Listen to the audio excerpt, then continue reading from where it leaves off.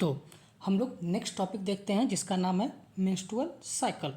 देखो, अगर menstrual cycle के बारे में थोड़ा सा बेसिक बात करें तो मेंस्ट्रुअल साइकिल सिर्फ ब्लीडिंग नहीं है। मेंस्ट्रुअल साइकिल का मतलब ये नहीं होता है कि ब्लीडिंग। मेंस्ट्रुअल साइकिल एक पूरी प्रिपरेशन है जो फीमेल बॉडी को हर महीने प्रेगनेंसी के लिए तैयार करती है। ठीक है, ये मेंस्ट्रुअल साइकिल के बारे में ओवरऑल बात हो गया कि जनरली लोग समझते हैं कि मेंस्ट्रुअल साइकिल मतलब ब्लीडिंग। नहीं, मेंस्ट्रुअल साइकिल का ब्लीडिंग नहीं है, ये एक पूरा प्रिपरेशन है, एक साइकिल होता है जिसमें पूरी तरह से फीमेल का बॉडी प्रिपेयर होता है हर एक महीने किसके लिए, प्रेगनेंसी के लिए। तो टॉपिक का नाम क्या है, मेंस्ट्रुअल साइकिल। सबसे पहले देख लेते हैं कि इसमें हम लोग क्या क्या देखेंगे। तो सबसे पहला इसमें मेन पॉइंट हम लोग देखेंगे introduction and definition. Second point हम लोग देखेंगे हार्मोनल रेगुलेशन। और थर्ड पॉइंट देखेंगे हम लोग फेज ऑफ मेंस्ट्रुअल साइकिल। इन्हीं 3 पॉइंट पर हम लोग को बात करना है। सबसे पहले इंट्रोडक्शन डेफिनीशन देखेंगे, दूसरा देखेंगे कि हार्मोन का क्या रोल होता है, तीसरा देखेंगे फेज ऑफ मेंस्ट्रुअल साइकिल, कौन कौन से फेज होते हैं। तो सबसे पहला हम लोग स्टार्ट करते हैं इंट्रोडक्शन एंड डिफिनीशन। तो डिफिनीशन में सबसे पहला इंफॉर्मेशन है कि the menstrual cycle is a rhythmic reproductive cycle in female primates such as monkey, apes and human beings. It involves a series of cyclic change in the ovaries and the uterus to prepare the body for pregnancy. तो definition बता रहा है कि menstrual cycle एक rhythmic reproductive cycle है। Rhythmic reproductive cycle करने का मतलब क्या हुआ, रिदमिक रिप्रोडक्टिव का साइकिल का मतलब हुआ कि ये फिक्स टाइम इंटरवल के बाद अपने आप को दोहराएगा। ठीक है, रिदमिक का मतलब क्या हुआ, दोहराया जाने वाला, मतलब कि एक फिक्स टाइम इंटरवल पर ये अपने को दोहराएगा। जैसे घड़ी का जो कांटा होता है, वो कोई कांटा 60 सेकंड में अपने पोजीशन को दोहराता है, कोई 1 घंटा में दोहराता है, कोई 1 सेकेंड में दोहराता है। तो इस तरह से जो प्रोसेस होता है रिदमिक मतलब एक फिक्स टाइम इंटरवल में अपने प्रोसेस को दोहराना। तो जो मेंस्ट्रुअल साइकिल होता है वो एक रिदमिक रिप्रोडक्टिव साइकिल है। किसमें देखने को मिलता है, फीमेल प्राइमेट्स में। फीमेल प्राइमेट्स का एग्जांपल कौन कौन हो गया, मंकी हो गया, एप्स हो गया, ह्यूमन बींग्स हो गया। नेक्स्ट है इट में होता क्या है, तो it involves A series of cyclic change. Series of cyclic change करने का मतलब बहुत सारे साइक्लिक चेंज होते हैं। साइक्लिक चेंज मतलब एक बार हुआ, फिर से फिक्स इंटरवल के बाद वही काम होगा, फिर से एक फिक्स टाइम के बाद वही काम होगा, इसी को बोलते हैं साइक्लिक चेंज। अब होता कहाँ है, एक तो ओवरीज में होता है और दूसरा यूटेरस में होता है। फिर बात आता है कि भैया ये सब हो क्यों रहा है, तो क्यों होता है, for the preparation of body for pregnancy. ये इसी साइक्लिक, यही रिदमिक साइक्लिक चेंज के कारण फीमेल का बॉडी हर एक 28 दिन के बाद, अगर आइडियली बात करें तो प्रेगनेंसी के लिए रेडी होता है। तो डिफिनीशन क्लियर हो गया, ये अपना डायग्राम हो गया, ये अपना ओवरी हो गया, इसमें भी चेंज होगा, और ये अपना पार्ट हो गया यूटेरस। तो इसी में साइक्लिक चेंज होता है, इसी को हम लोग बोलते हैं मेंस्ट्रुअल साइकिल। नेक्स्ट इसमें इंफॉर्मेशन है कि मेनार्की क्या होता है। छोटे छोटे पॉइंट है कुछ। मेनार्की क्या है, तो the first mensuration begins at puberty, उसको हम लोग क्या बोलते हैं, मेनार्की बोलते हैं। तो मेनार्की क्या हो गया, the first mensuration begins at puberty that is 11 to 13 year. किसी भी फीमेल में जो पहला मेंस्ट्रुअल साइकिल स्टार्ट होता है उसको हम लोग क्या बोलते हैं, मेनार्की। और मेनोपॉज, मेनार्की हो गया पहला और मेनोपॉज हो गया लास्ट वाला। किसी भी फीमेल में जो लास्ट मेंस्ट्रुअल साइकिल होगा जिस एज में, उसी को मेनोपॉज बोल देंगे। तो द परमानेंट सीजेशन, कीजेशन मतलब स्टॉप, तो the permanent cessation of menstruation around 45 to 50 year. जब फीमेल 45 या 50 ईयर की हो जाती है तो उसमें परमानेंट ये साइकिल स्टॉप हो जाता है। इस प्रोसेस को हम लोग क्या बोलते हैं, मेनोपॉज। नेक्स्ट है ड्यूरेशन, तो आइडियली 28 डे होता है और इसका रेंज कितना हो सकता है, 21 से 35 डे। अगर ड्यूरेशन की बात करें तो आइडियली 28 दिन का होता है, लेकिन दुनिया में आइडियल तो कुछ है ही नहीं, जो आइडियल है वो भगवान बन गया है, ईश्वर गॉड अल्लाह। तो आइडियली 28 दिन होता है, लेकिन इसका रेंज कितना है, 21 से 35 दिन।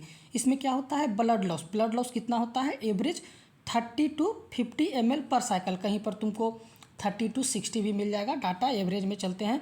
तो एवरेज क्या है, 30 to 50 ml पर साइकिल, मतलब 2 to 3 टेबल स्पून ब्लड का लॉस इसमें होता है।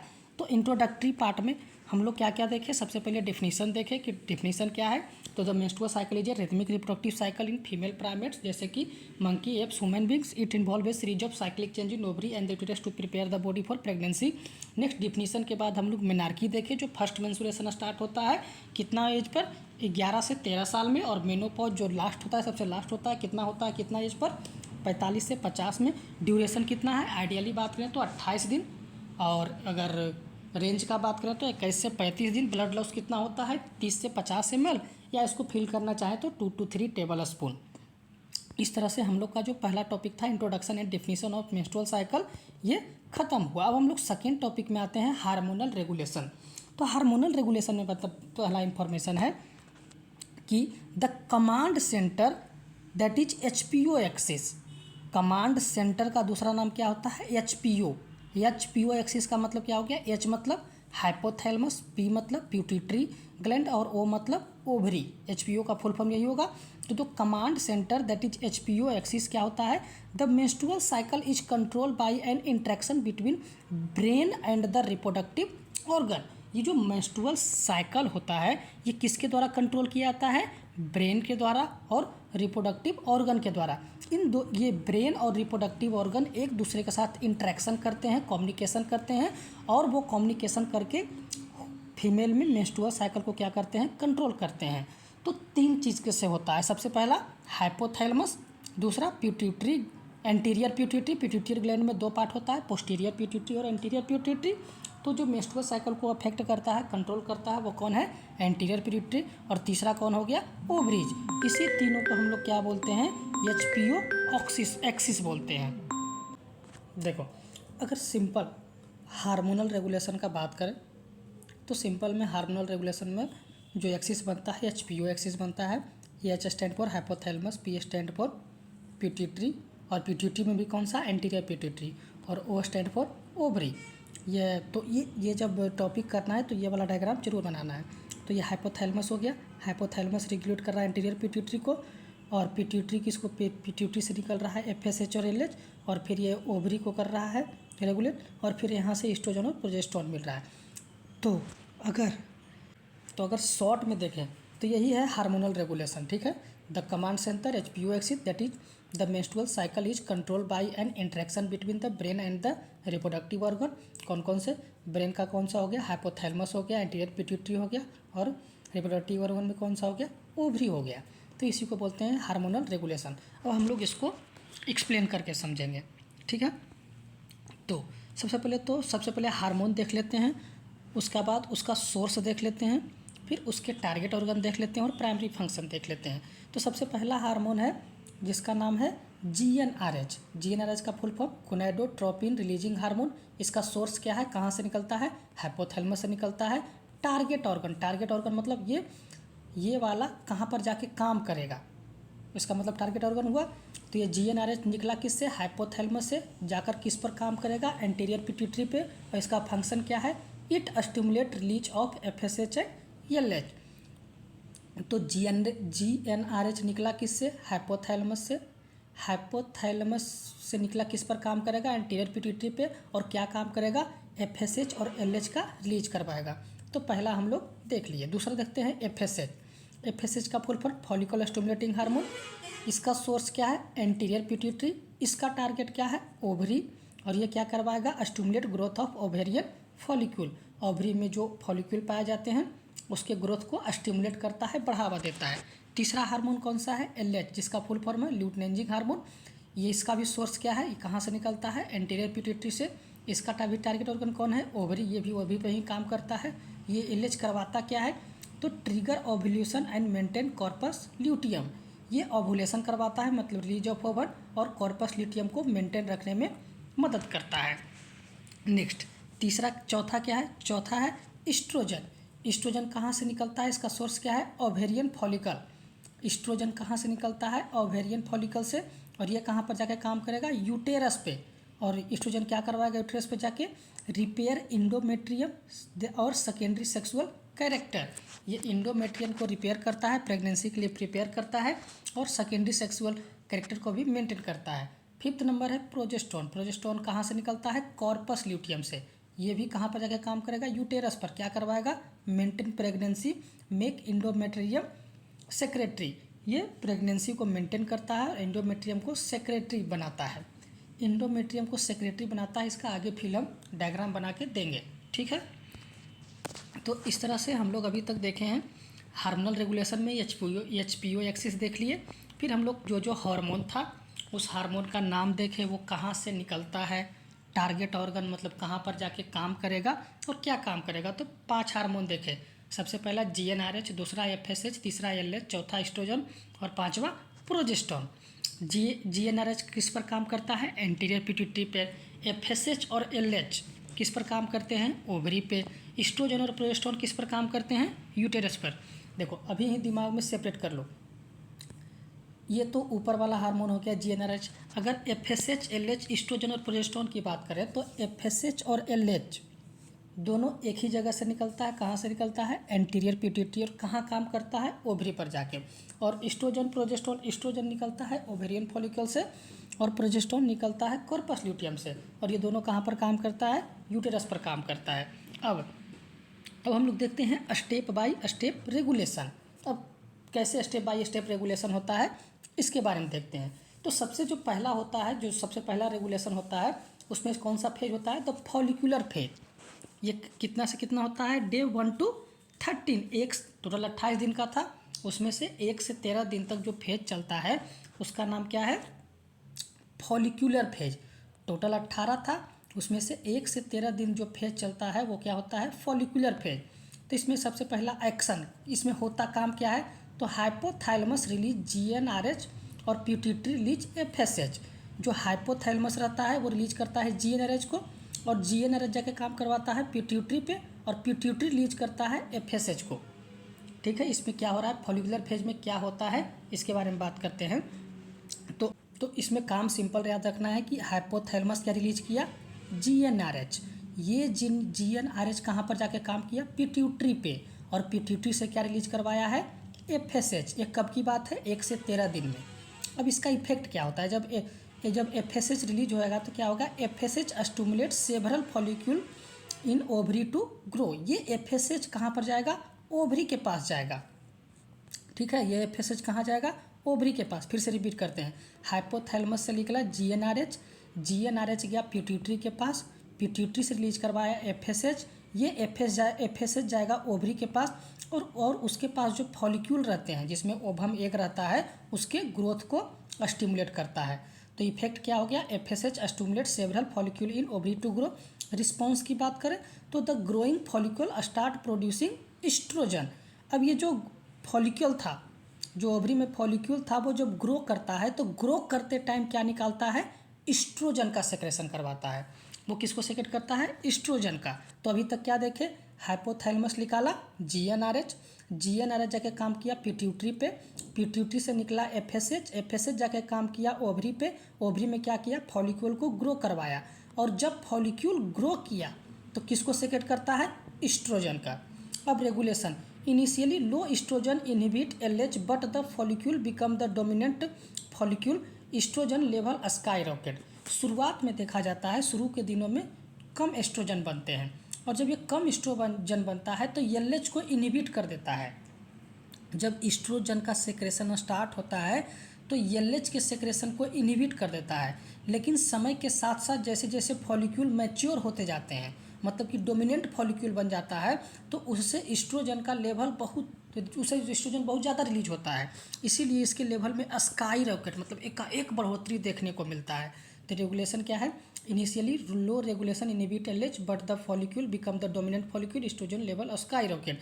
ये अपना क्या हो गया, ओवरियन फॉलिक्यूल हो गया, ये ओवरी हो गया, इसके अंदर फॉलिक्यूल है तो इसका डेवलपमेंट हो रहा है। ये अपना फॉलिकुलर फेज हो गया, अगर जूम करें तो एक सेकेंड, ये अपना फॉलिकुलर फेज हो गया। देखो ओवरी में रिलीज हो रहा है, एक का डेवलपमेंट हो रहा है। अगर आपको ये वाला समझने के लिए और ये वाला आपको कॉपी में बनाना है, ये कौन सा फेज है, फॉलिकुलर फेज है, ठीक है। तो सबसे पहला स्टेप बाय स्टेप रेगुलेशन में हम लोग देख लिए फॉलिकुलर फेज, जो कि कब से कब होता है, 1 से 13 दिन तक होता है। हाइपोथैलेमस जीएनएच निकालता है, वो पीट्यूटरी पर काम करता है, वो एफएसएच निकालता है, एफएसएच ओवरी पर काम करता है, फॉलिकल को ग्रो करवाता है, ग्रोइंग फॉलिकल एस्ट्रोजन निकालता है। शुरुआत में एस्ट्रोजन एलएच को इनहिबिट करता है, लेकिन समय के साथ फॉलिकल डोमिनेंट हो जाते हैं तो एस्ट्रोजन का लेवल क्या हो जाता है, स्काई रॉकेट। तो ये हो गया सबसे पहला फॉलिकुलर फेज। नेक्स्ट हम लोग देखते हैं ओवुलेटरी फेज। ठीक है, ओवुलेटरी फेज कब होता है, डे 14। अगर 28 डेज का मेंस्ट्रुअल साइकिल है तो 14 डेज जो होता है साइकिल में जो काम होता है उसको, उस फेज को हम लोग बोलते हैं ओवुलेटरी फेज। इसमें क्या है, trigger high level of estrogen stimulate the pituitary. जब फॉलिकल का डेवलपमेंट हो रहा था, जब मैच्योर फॉलिकल बना तो वो उसमें, इसके पहले आप देखें कि एस्ट्रोजन का लेवल क्या होता है, एकदम स्काई रॉकेट एकाएक बढ़ जाता है। तो जो एस्ट्रोजन का जो बढ़ा हुआ लेवल है वो पिट्यूटरी को स्टिमुलेट करता है, यहाँ पर पॉजिटिव फीडबैक देता है। सबसे पहले पॉजिटिव फीडबैक क्या होता है, तो when a hormone level reach a critical peak it signal the brain to increase production sharply. जब हार्मोन का लेवल एक लिमिट तक चला जाता है, जब जितना उसको प्रोड्यूस होना चाहिए था, जितना पीक को उसको टच करना चाहिए था, जब उसको टच कर लेता है तो ब्रेन को सिग्नल देता है कि भैया जो आप काम कर रहे हैं, आपको अपना काम में एकाएक इंक्रीज कीजिए, जो आप काम कर रहे हैं उसमें इंक्रीजमेंट लाइए एकदम शार्पली करने का मतलब ये हुआ कि ये नहीं कि 1 से 2, 2 से 3 बढ़ रहा है, 1 से 10 बढ़िए, 10 से 100 बढ़िए, कुछ इस तरह से। तो वही है कि trigger high level of estrogen stimulate the pituitary, that is positive feedback. और पॉजिटिव फीडबैक क्या होता है, when a hormone level reaches a critical peak it signal the brain to increase production sharply. इसका एग्जांपल क्या है, peak estrogen level just before day 14 trigger LH surge. इस यहाँ पर एक बात ध्यान देना, जब ये कम था, जब एस्ट्रोजन का लेवल जब शुरू में कम था तो एलएच को सेक्रेशन को इनहिबिट कर रहा था शुरुआत के दिनों में जब ये फॉलिकल ग्रो कर रहा था तो थोड़ा बहुत ही निकाल रहा था। तो जब थोड़ा बहुत एस्ट्रोजन का सेक्रेशन कर रहा था तो एलएच को इनहिबिट कर रहा था, लेकिन जैसे ही फॉलिकल डोमिनेंट फॉलिकल बन गया, मतलब जितना मैच्योर होना था उतना मैच्योर हो गया, तो एस्ट्रोजन का लेवल पूरा बढ़ गया, एकदम स्काई रॉकेट हो गया। तो उस समय ये एलएच को रोकता नहीं है, एलएच के सेक्रेशन को बढ़ाता है। इसी को बोलते हैं ट्रिगर ऑफ एलएच सर्ज या एलएच सर्ज। और इसी एलएच सर्ज के कारण क्या होता है, ओवुलेशन होता है। ठीक है, तो यहाँ पर हम लोग इवेंट क्या होगा, इवेंट क्या होता है, the pituitary dumps a massive amount of LH into the blood.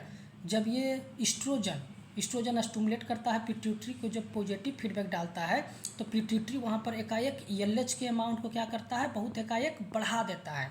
और तो वही इवेंट क्या है, the pituitary dump a massive amount, मतलब बहुत ज़्यादा अमाउंट में, the pituitary dumps a massive amount of LH into the blood, और इसी को हम लोग बोलते हैं एलएच सर्ज। और इसका रिजल्ट फाइनली हम लोग को क्या देखने को मिलता है, this LH surge causes the Graafian follicle to rupture, और इसके कारण ग्राफियन फॉलिक्यूल रैप्चर कर जाता है, ग्राफियन फॉलिक्यूल फट जाता है और वहाँ से एग रिलीज हो जाता है। जैसे ये ग्राफियन फॉलिक्यूल था, यहाँ से ये फट के अपना ये जो येलो पार्ट वाला ये एग रिलीज हो गया। इसी को हम लोग क्या बोलते हैं, ओवुलेटरी फेज। देखो यहाँ पर भी था, यहाँ पर भी शो कर रहा है कि यहाँ पर फैलोपियन ट्यूब के द्वारा यूटेरस में एग आ गया है, तो ये ओवुलेटरी फेज डिनोट कर रहा है, और ये भी ओवुलेटरी। तो पेन इसको अगर विजुलाइज करना है तो देखो ये वाला काम हो रहा है यहाँ पर सबसे पहले। नेक्स्ट ये ओवुलेटरी फेज का हो गया डायग्राम समझने के लिए, और ये आपको बनाने के लिए ओवुलेटरी फेज का डायग्राम है, ये आपको बनाने के लिए ओवुलेटरी फेज का। ठीक है, तो अभी तक क्या क्या देखे, अभी तक हम लोग देखे फॉलिकुलर फेज, और दूसरा हम लोग देखे ओवुलेटरी फेज। नेक्स्ट हम लोग देखते हैं नेक्स्ट जिसका नाम है ल्यूटियल फेज। ये कब से कब होता है, 15 से 28।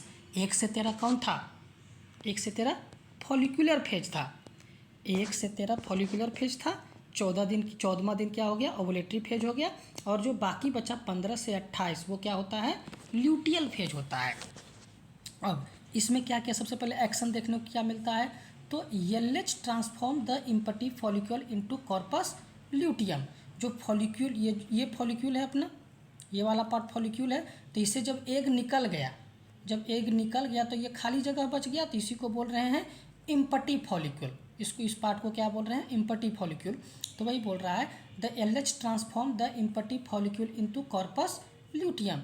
ये इसको किस में कन्वर्ट कर देता है, कॉर्पस ल्यूटियम में। नेक्स्ट इफेक्ट क्या होता है, corpus luteum act as a temporary gland and secrete progesterone and some estrogen. अब ये जो इम्पटी फॉलिक्यूल था ये किस में कन्वर्ट हो गया है, ये वाला पार्ट कॉर्पस ल्यूटियम में, और ये कॉर्पस ल्यूटियम क्या सेक्रेट करता है, प्रोजेस्टेरोन और थोड़ा बहुत एस्ट्रोजन भी। तो एक्शन क्या हो गया, LH transform the empty follicle into corpus luteum. Effect क्या देखने को मिला, corpus luteum act as a temporary gland and secrete progesterone and some estrogen. Crucial regulation क्या होता है, यहाँ पर निगेटिव फीडबैक होता है। देखो पॉजिटिव फीडबैक में बढ़ा हुआ था तो बढ़ा रहा था, निगेटिव फीड में क्या होता है, घटा हुआ है तो घटा देता है। बस सिंपल इतना याद रखना है। तो यहाँ पर क्रूशियल रोल निगेटिव फीडबैक होता है। High level of progesterone signal the pituitary to stop releasing FSH and LH। देखो फिर से बता रहे हैं, जब पॉजिटिव फीडबैक था तो वहाँ पर high level of oestrogen LH के लेवल को हाई करवा रहा था। पॉजिटिव फीडबैक में high level of oestrogen LH को लेवल को बढ़ा रहा था, लेकिन ल्यूटियल फेज में पॉजिटिव फीडबैक नहीं होता है, निगेटिव फेज में नेगेटिव फीडबैक होता है। और निगेटिव फीडबैक में क्या होता है, high level of progesterone stop the release of FSH and LH। देखो फिर से बता रहे हैं, पॉजिटिव फीडबैक में क्या होता है और निगेटिव फीडबैक में क्या होता है। पॉजिटिव फीडबैक में एस्ट्रोजन का लेवल ज़्यादा था तो LH के लेवल को भी बढ़ा रहा था, जितना ज़्यादा एस्ट्रोजन उतना ज़्यादा LH, मतलब ये पॉजिटिव फीडबैक है, दोनों बढ़ रहा है।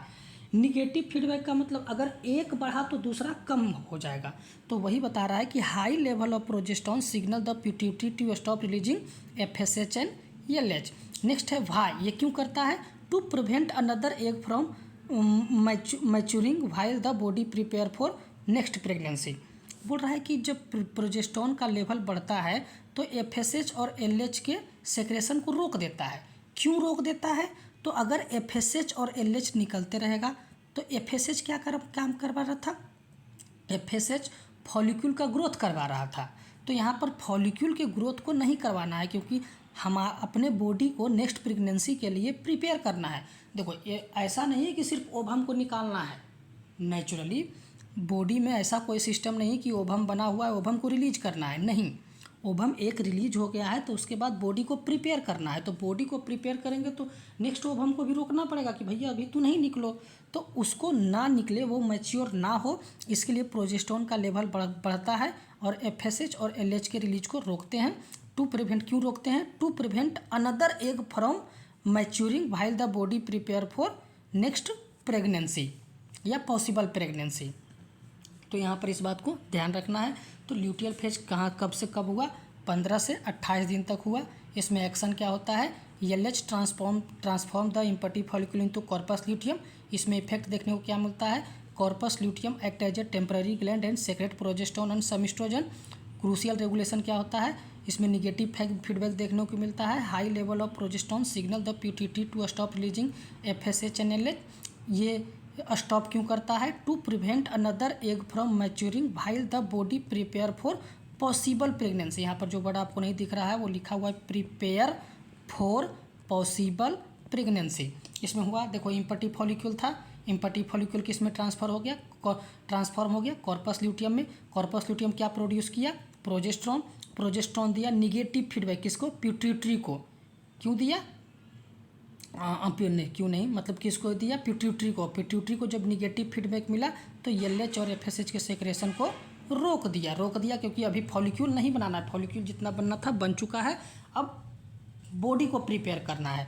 तो देखो यहाँ पर अगर इसको जूम करके दिखा दें, विजुलाइज कर दें, देखो ये हो रहा है, ट्रांसफॉर्मेशन प्रोसेस हो रहा है यहाँ पर, ठीक है। जो इम्पटी जो फॉलिक्यूल था, जो सबसे ऊपर वाला जो दिख रहा है येलो कलर वाला, वो ट्रांसफॉर्म हो रहा है कॉर्पस ल्यूटियम में। और ये वाला आपका ग्राफ हो गया ल्यूटियल फेज का। और अगर आप इसको विजुलाइज करना चाहते हैं, एग्जाम में बनाना चाहते हैं, तो पेन पेंसिल से कुछ इस तरह से बना सकते हैं।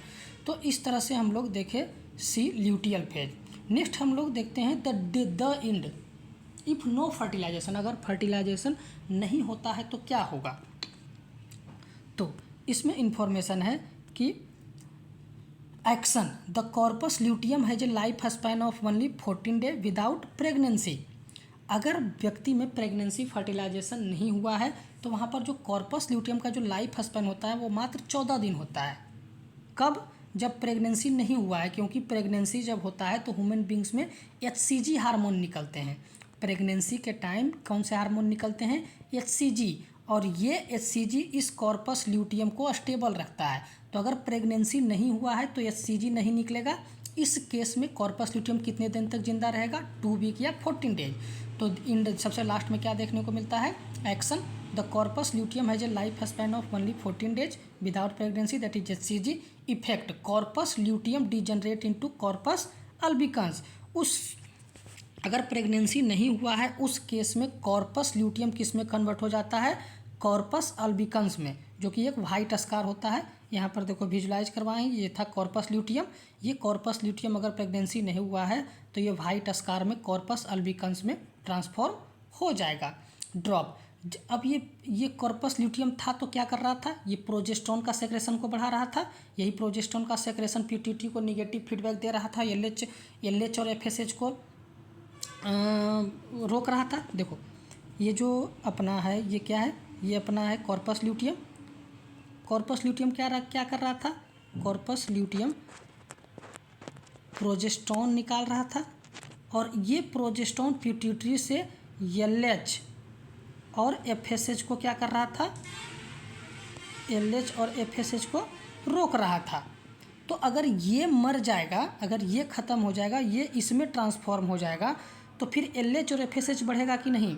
और जब अगर एलएच और एफएसएच बढ़ेगा तो फिर से फॉलिक्यूल को ग्रो करवाएगा और फिर से नेक्स्ट साइकिल स्टार्ट हो जाएगा। तो ये वाला विजुलाइज होना चाहिए। तो इफेक्ट क्या होता है? The corpus luteum degenerate into corpus albicans, white scar, drop, progesterone and estrogen level crash, fall rapidly. जब कॉर्पस ल्यूटियम कॉर्पस अल्बिकन्स में ट्रांसफॉर्म होता है, जब बदलता है, तो उस समय प्रोजेस्टेरोन और एस्ट्रोजन का लेवल एकाएक क्या होता है? गिर जाता है, डाउन हो जाता है। Reset. Without the inhibition negative feedback the pituitary wake up and start secreting FSH again. अब देखो प्रोजेस्टेरोन का निगेटिव फीडबैक था क्या? प्रोजेस्टेरोन का लेवल एकाएक बढ़ गया था तो वो पिट्यूटरी को बता दिया था कि अब आप तुमको एलएच और एफएसएच नहीं निकालना है। लेकिन जैसे ही कॉर्पस ल्यूटियम डिजनरेट होना स्टार्ट हुआ तो प्रोजेस्टेरोन का लेवल घट जाएगा। प्रोजेस्टेरोन का लेवल घट जाएगा तो पिट्यूटरी ग्लैंड को निगेटिव फीडबैक नहीं मिलेगा। पिट्यूटरी ग्लैंड को निगेटिव फीडबैक नहीं मिलेगा तो फिर से एलएच और एफएसएच का प्रोडक्शन स्टार्ट कर देगा। तो वही है कि without inhibition negative feedback the pituitary wake up and start secreting FSH again. Result क्या होगा? Menstruation start day 1 and next cycle begin. उसके अगले दिन ही मेंसुरेशन स्टार्ट हो जाएगा और अगला साइकिल फिर से स्टार्ट हो जाएगा। अगर ग्राफ की बात करें तो ये ग्राफ इम्पोर्टेंट रहता है। अगर आप ये क्वेश्चन बना रहे हैं और ग्राफ नहीं बनाते हैं तो फिर नंबर। तो यहाँ पर देखते हैं पिट्यूटरी हार्मोन और ओवेरियन हार्मोन। सबसे पहले तो क्लियर कर लो पिट्यूटरी का हार्मोन कौन है और ओवरी का हार्मोन कौन है। पिट्यूटरी का निकाल रहा है एफएसएच और एलएच, और ओवरी क्या निकालता है? प्रोजेस्टेरोन और एस्ट्रोजन। तो ये वाला ग्राफ आपको क्लियरली बनाना है। पिट्यूटरी का हार्मोन 14 डे पे एलएच सर्च शो करवा देना है और ओवरी का हार्मोन दिखा देना है कि प्रोजेस्टेरोन का लेवल एकदम हाई रहता है। क्योंकि ये हाई क्यों है? क्योंकि इसमें यहाँ से बनना स्टार्ट हुआ। देखो यहाँ पर जब ओवुलेशन हुआ फिर जो ग्रोइंग इम्पटी फॉलिक्यूल था कॉर्पस ल्यूटियम में कन्वर्ट हुआ, कॉर्पस ल्यूटियम प्रोड्यूस करने लगा प्रोजेस्टेरोन। फिर अगर फर्टिलाइजेशन न हुआ तो ये कन्वर्ट होने लगा कॉर्पस अल्बिकन्स में। तो जब डिजनरेट होने लगा तो प्रोजेस्टेरोन का लेवल धीरे धीरे नीचे गिरते गया और ये जैसे ही गिरेगा फिर से ये वाला स्टार्ट हो जाएगा। और इस तरह से कुछ आपका डे 1 में रहता है मेंस्ट्रुअल फेज, फिर फॉलिकुलर प्रोलैक्टिव, ये ओवुलेटरी हो गया, ये ल्यूटियल और सेक्रेटरी फेज, और इसके बाद नेक्स्ट साइकिल स्टार्ट हो जाएगा। तो इस तरह से पिट्यूटरी और ये वाला ग्राफ बनाना है। नेक्स्ट, तो इस तरह से अभी तक हम लोग क्या देख चुके हैं? अभी तक हम लोग इंट्रोडक्शन देख चुके हैं। इंट्रोडक्शन में definition, menarche, menopause, duration, blood loss देख चुके हैं। हार्मोनल रेगुलेशन में HPO एक्सिस क्या होता है, उसका फुल फॉर्म, उसका डायग्राम हम लोग देख चुके हैं। फिर स्टेप बाय स्टेप सबसे पहले तो देखिए कि कौन कौन से हार्मोन होते हैं। तो 5 हार्मोन है, उसका सोर्स क्या है, वो 5 हार्मोन कहाँ से निकलते हैं वो देखें। फिर वो 5 हार्मोन कहाँ काम जाके करेंगे, टारगेट ऑर्गन वो देखें। फिर हम लोग देखिए उनका फंक्शन क्या है, वो वहाँ पहुँच के क्या काम करेगा, फंक्शन भी देख लिए। नेक्स्ट हम लोग स्टेप बाय स्टेप रेगुलेशन में सबसे पहले फॉलिकुलर फेज में देखें कब से कब होता है, 1 से 13 दिन होता है। इसमें एक्शन देखें, इफेक्ट देखें, रेस्पॉन्स देखें, रेगुलेशन देखें। नेक्स्ट हम लोग दूसरा देखें ओवुलेटरी फेज देखें जो कि डे 14 में होता है। इसमें पॉजिटिव फीडबैक समझे, नेक्स्ट वाले में निगेटिव फीडबैक समझे। सी में हम लोग ल्यूटियल फेज देखें, ल्यूटियल मतलब वही इम्पटी फॉलिकल कॉर्पस ल्यूटियम में कन्वर्ट होता है, फिर कॉर्पस अल्बिकन्स में चला जाएगा लास्ट में। फिर इंड ऑफ फर्टिलाइजेशन में देखें क्या क्या होता है, फिर हम लोग ग्राफ देख के ग्राफ को समझे। अब हम लोग सबसे लास्ट तीसरा पार्ट देखते हैं इस टॉपिक का, फेज ऑफ मेंस्ट्रुअल साइकिल। देखो यही वाला फेज मिला जुला कर रिपीट होगा, कुछ नया नहीं है। अगर ये वाला पीछे वाला समझ में आ गया है तो ये वाला हलवा होगा, अगर नहीं समझ में आए तो इस पर थोड़ा ध्यान दो।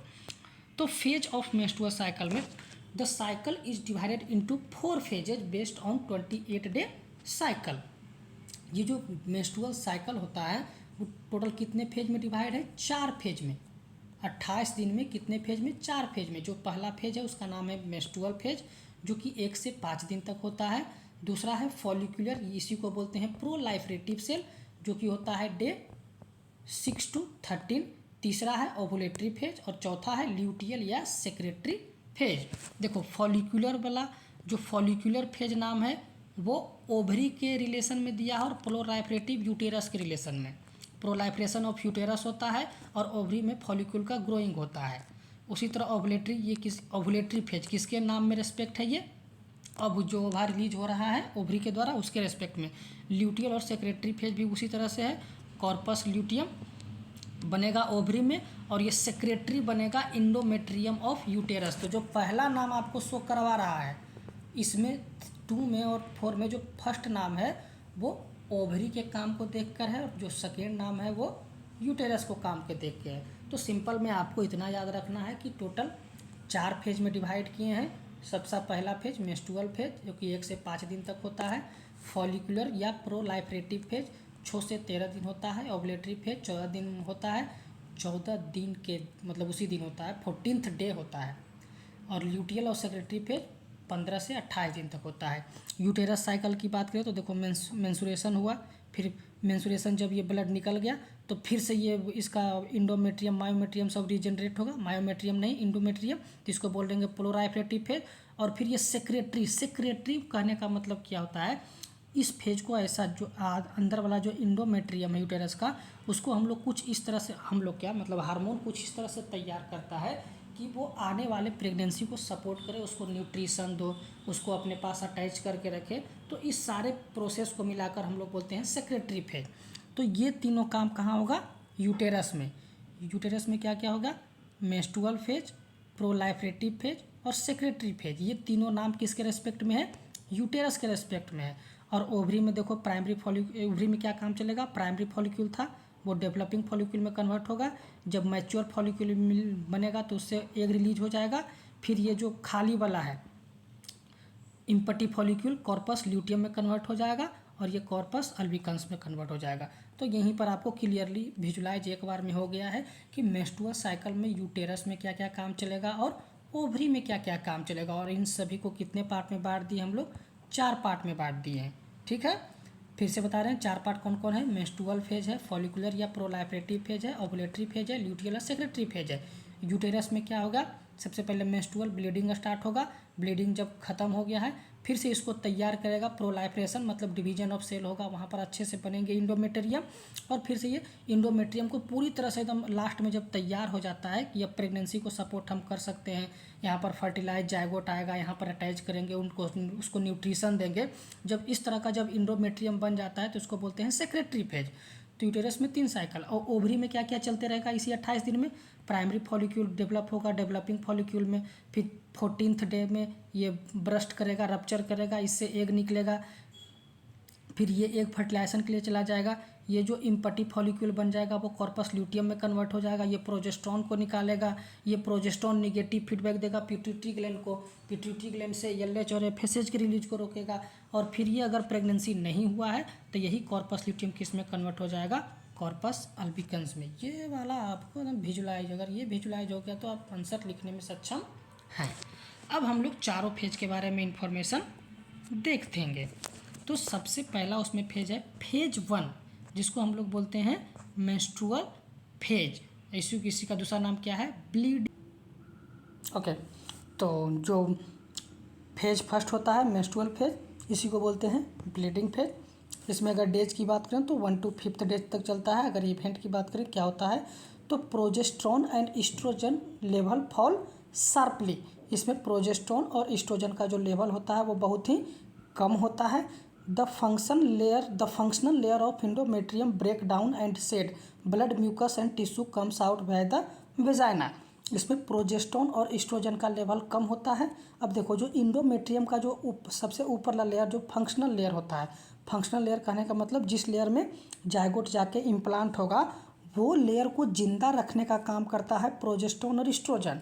अगर प्रोजेस्ट्रॉन और ईस्ट्रोजन की कमी हो जाएगा तो वो लेयर जिंदा नहीं रहेगा, वो क्या करेगा, टूट जाएगा और टूटने के साथ छोटे छोटे टुकड़ों में ब्लड म्यूकस और टिश्यू के साथ वजाइना के द्वारा बाहर आ जाएगा। तो इस फेज को हम लोग क्या बोलते हैं? Menstrual phase. इसी को बोलते हैं ब्लीडिंग फेज। डे 1 to 5 होता है। इवेंट क्या होता है? प्रोजेस्ट्रॉन और ईस्ट्रोजन लेवल फॉल शार्पली। ये फॉल क्यों हुआ है? क्योंकि सबसे लास्ट में देखे थे ना कि अगर प्रेगनेंसी नहीं हुआ है तो कॉर्पस ल्यूटियम चेंज हो जाएगा कॉर्पस अल्बिकन्स में, और कॉर्पस ल्यूटियम ही प्रोजेस्ट्रॉन को निकाल रहा था। तो कॉर्पस ल्यूटियम ही नहीं रहा तो प्रोजेस्ट्रॉन रहेगा। तो फिर अगर प्रोजेस्ट्रॉन नहीं रहेगा तो फंक्शनल लेयर भी जिंदा नहीं रहेगा, क्योंकि प्रेगनेंसी को सपोर्ट कौन करता है? प्रोजेस्ट्रॉन ही करता है। जो फंक्शनल लेयर इंडोमेट्रियम का ब्रेक डाउन हो जाता है और सेट हो जाता है। सेट मतलब बाहर की तरफ आ जाना, और ब्लड म्यूकस और टिश्यू के साथ ये वजाइना के द्वारा बाहर आ जाता है। तो ये आपका मेंस्ट्रुअल फेज का डायग्राम हो गया। अगर एग्जाम में बनाना चाहते हैं तो कुछ इस तरह का मेंस्ट्रुअल फेज आपको मेंस्ट्रुअल फेज या ब्लीडिंग फेज दर्शाना पड़ेगा। फेज सेकंड की बात करते हैं जिसको बोलते हैं फॉलिकुलर और प्रोलाइफरेटिव फेज। इसी को बोलते हैं द रिपेयर फेज। अब ये जो इंडोमेट्रियम ब्रेक डाउन और सेट हुआ था, नेक्स्ट फेज में इसी में क्या होगा? डेवलपमेंट होगा, इसी को बनाएगा। जो इस वाले फेज में जो तोड़ा था उसी में इसमें क्या करेगा? बनाएगा। तो ये कब से कब होता है? क्योंकि नेक्स्ट साइकिल स्टार्ट करना है अब ना, तो नेक्स्ट इसको फीमेल बॉडी को हमेशा लगता है कि इस महीने ना हुए भैया अगले महीने हो सके प्रेगनेंसी हो जाए, अगले महीने ना हुआ भैया हो सके अगले महीने। तो इसलिए ये भाई साहब हर एक महीने तैयार होते रहते हैं। तो डेज 6 to 13 जो होता है इसमें वेरिएबल ड्यूरेशन होता है। जो रिपेयर जो फॉलिकुलर फेज होता है ये वेरिएबल ड्यूरेशन होता है। ये फिक्स नहीं है कि 6 से 13 ही होगा, किसी में 6 से 16 भी हो गया, किसी में 6 से 14 भी हो गया। तो ये जो फॉलिकुलर और प्रोलाइफरेटिव फेज होते हैं ये जनरली वेरिएबल होते हैं। देखो ये ब्लीडिंग फेज जनरली 1 to 5 होता है, लेकिन ये फॉलिकुलर और प्रोलाइफरेटिव फेज 6 to 13 डेज जनरली होता है। आइडियल केस में 28 अगर मान के चल रहे हैं तो 6 to 13 लेंगे, लेकिन अगर 28 डेज में नहीं हो रहा है तो ये वाला फेज वेरिएबल हो सकता है। तो ध्यान रखना है डेज 6 to 13 ये वेरिएबल ड्यूरेशन होता है। इसमें हार्मोन FSH इंक्रीज होते हैं, stimulate ovary to release estrogen. ये जो इसमें FSH का लेवल इंक्रीज करता है, ये FSH जाके काम करता है ओवरीज पे, और ओवरीज में जाके अच्छा यहाँ पर सुनो एक बात सुनना, यहाँ पर लिखा हुआ है, देखो फील आना चाहिए अगर पहले समझ में आया तो। यहाँ पर लिखा हुआ है FSH increases stimulate ovary to release estrogen. इसका कहने का मतलब हुआ हाइपोथैलेमस दिया GnRH दिया पिट्यूटरी ग्लैंड को, पिट्यूटरी ग्लैंड FSH और LH को बढ़ाया। अब ये FSH कहाँ जाके काम करता है? ओवरीज पे, और ओवरीज में क्या करता है? फॉलिक्यूल का ग्रोथ करवाता है। और जब फॉलिक्यूल ग्रोथ करते हैं तो क्या रिलीज करते हैं? ईस्ट्रोजन। तो उसी बात को लिखा हुआ है कि FSH increases stimulate ovary to release estrogen. FSH increase करेगा, ये ओवरी पर जाके काम करेगा, ओवरी में फॉलिक्यूल का ग्रोथ होगा, और ग्रोइंग फॉलिक्यूल क्या रिलीज करते हैं? क्या सेक्रेट करते हैं? ईस्ट्रोजन। अब नेक्स्ट लिखा है कि ओवरी इवेंट। ओवरी में क्या देखने को मिलेगा? तो several follicle grow but one become dominant, इसी को बोलेंगे ग्राफियन फॉलिक्यूल। जब FSH ओवरी पर जाता है तो ओवरी के अंदर जो फॉलिक्यूल रहते हैं वहाँ पर बहुत सारे फॉलिक्यूल की ग्रोथ को सपोर्ट करता है, लेकिन उन बहुत सारे में बस एक ही डोमिनेंट हो पाते हैं, उसी को बोलते हैं ग्राफियन फॉलिक्यूल। अब ओवरी में देख लिए कि इस समय क्या होगा? ओवरी में क्या होगा? फॉलिक्यूल का ग्रोथ होगा, और एक फॉलिक्यूल बन जाएगा ग्राफियन फॉलिक्यूल। अब देखते हैं यूटेरस में क्या होगा। तो यूटेरस में estrogen repair the endometrium, the lining become thick, that is proliferation. जो यहाँ इस मेंस्ट्रुअल फेज में जो शेड होके जो कट के टूट के बाहर निकला था, अब नेक्स्ट फेज में फॉलिकुलर और प्रोलाइफरेटिव फेज में ईस्ट्रोजन इसको क्या करेगा, फिर से रिपेयर करेगा। तो इस डायग्राम को समझने के लिए है, ये डायग्राम एग्जाम में बनाने के लिए है। तो इस तरह से पहला फेज मेंस्ट्रुअल फेज, दूसरा फेज फॉलिकुलर या प्रोलैक्टेटिव फेज हम लोग देख लिए। नेक्स्ट तीसरा फेज हम लोग देखते हैं। तीसरा फेज का नाम क्या है, ओवुलेटरी फेज, इसी को द रिलीज बोलते हैं। तो डे 14 इन 28 डे साइकिल, अगर किसी का 28 डे का अगर नॉर्मल ह्यूमन बींग साइकिल है, अगर आइडियल है तो 14 डे क्या होता है, ओवुलेशन होता है। इसमें क्या होता है, ओवुलेशन मतलब एग का रिलीज होना, जो ग्राफ्टिंग जो फॉलिक्यूल था, जो डोमिनेंट फॉलिक्यूल था उसके अंदर एग पाया जाता है, वो फॉलिक्यूल को रप्चर करके उससे जो एग निकलता है उसी प्रोसेस को बोलते हैं ओवुलेशन। इसीलिए इस फेज को बोलते हैं ओवुलेटरी फेज या द रिलीज। तो day 14 in 28 day cycle event क्या होगा, LH search, sudden peak level of LH. इस 14th डे एलएच का लेवल एकाएक हमारे बॉडी में बहुत बढ़ जाता है, और यही एलएच का जो बढ़ा हुआ लेवल है फॉलिक्यूल ग्राफियन फॉलिक्यूल को रप्चर करवाता है और एग को रिलीज करवाता है। रिजल्ट क्या होगा, rupture of Graafian follicle, release of ovum into the fallopian tube. जो जब एलएच का लेवल बढ़ा है, ध्यान देना, अगर पहले वाला याद होगा तो एलएच का लेवल क्यों बढ़ा है, पॉजिटिव फीडबैक के द्वारा। ठीक है, पॉजिटिव फीडबैक क्या था, शुरू में जब तुम्हारा फॉलिक्यूल ग्रो कर रहा था तो क्या निकाल रहा था, ईस्ट्रोजन। उस समय ईस्ट्रोजन एलएच को सप्रेस कर रहा था, लेकिन जैसे जैसे ये ग्रो करते जाता है, ग्रो करते गया तो ईस्ट्रोजन का लेवल बढ़ जाता है। ईस्ट्रोजन का लेवल क्या होता है, बढ़ जाता है, और ये ईस्ट्रोजन का लेवल बढ़ा हुआ ये पिट्यूटरी को पॉजिटिव फीडबैक देता है, और पिट्यूटरी से फिर क्या करवाता है, एलएच निकलवाता है। तो वही है कि फेज 3 में बस 2-3 बात याद रखना है। सबसे पहला वन, इसी को ओवुलेटरी फेज बोलते हैं, द रिलीज। और day 14 in 28 day cycle event क्या होता है, एलएच सर्ज होता है, sudden peak of level of LH, result rupture of Graafian follicle, release of ovum into the fallopian tube. ये आपका हो गया, फ्लैपियन ट्यूब में रिलीज हो गया, यहाँ से यहाँ तक आ गया है। फिर यहाँ से आपको बुक अगर एग्जाम में ये वाला डायग्राम बनाना है। तो इस तरह से तीसरा फेज भी हम लोग देख लिए। लास्ट फेज हम लोग देखते हैं ल्यूटियल फेज, और इसी को बोलते हैं सेक्रेटरी फेज। ठीक है, सबसे पहले बता दें ल्यूटियल फेज क्यों है, तो ल्यूटियल फेज क्यों है, तो जो इम्पटिव फॉलिक्यूल था वो कन्वर्ट होता है कॉर्पस ल्यूटियम में, कहाँ, ओवरी में, तो इसीलिए इसको बोलते हैं ल्यूटियल फेज। और सेक्रेटरी फेज क्यों बोलते हैं, जो यूटेरस का लेयर रहता है ये जायगोट को अपने अंदर इम्प्लांट करना, उसको न्यूट्रिशन देना, इस सब के लिए तैयार हो जाता है, फुल्ली प्रिपेयर हो जाता है, इसीलिए इसको बोलते हैं सेक्रेटरी फेज। तो secretory phase with respect to uterus और luteal phase with respect to ovary. ठीक है, इसी को बोलते हैं द प्रिपरेशन। ये कब से कब होता है, 15 से 28, फिक्स ड्यूरेशन है, ऑलवेज 14 डेज। ठीक है, जो ल्यूटियल फेज होता है उसका एकदम फिक्स्ड है कि ये 14 दिन का होगा। तो देखो वेरिएबल कौन हो गया, वेरिएबल सिर्फ हो गया प्रोलाइफरेटिव वाला, क्योंकि सुनो, अगर किसी में 28 दिन में नहीं आ रहा है, 34 दिन में आ रहा है, तो कौन सा दिन बढ़ा होगा, प्रोलाइफरेटिव वाला। वो जो 6 से 13 था वो 6 से 15 हो जाएगा, 6 से 16 हो जाएगा, क्योंकि ओवुलेशन अपने टाइम पर हो गया है। ये ल्यूटियल फेज फिक्स्ड होता है, ये 15 से 28 ही होता है। ठीक है, हमेशा 14 दिन का होता है। तो फेज 4 है ल्यूटियल या secretory phase, the preparation, day 14 to 28, fix duration, always 14 day. Ovary में क्या होता है, तो ओवरी इवेंट है, the empty follicle convert into yellow body call corpus luteum. Ovary में क्या देखने को मिलता है, जो इम्पटिव फॉलिक्यूल रहते हैं वो किस में कन्वर्ट होता है, कॉर्पस ल्यूटियम में, इसलिए तो इसका नाम है ल्यूटियल फेज। अब हार्मोन क्या होगा, corpus luteum secrete large amount of progesterone. जो कॉर्पस ल्यूटियम होता है, जो कॉर्पस ल्यूटियम बना है इम्पटिव फॉलिक्यूल से, वो क्या सेक्रेट करता है, large amount of progesterone.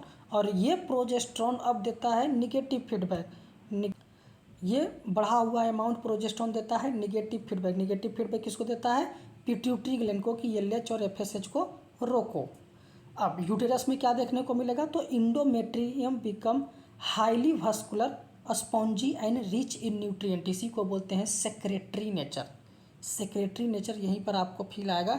Secretary nature का मतलब क्या होता है, जो इंडोमेट्रियम होता है, यूटेरस का जो अंदर वाला लेयर जो होता है इंडोमेट्रियम, वो हाईली वास्कुलर हो जाता है, वहाँ पर ब्लड फ्लो पूरा बढ़ जाता है, ये स्पॉन्जी हो जाता है और रिच इन न्यूट्रिएंट हो जाता है। इसी को बोलते हैं सेक्रेटरी नेचर।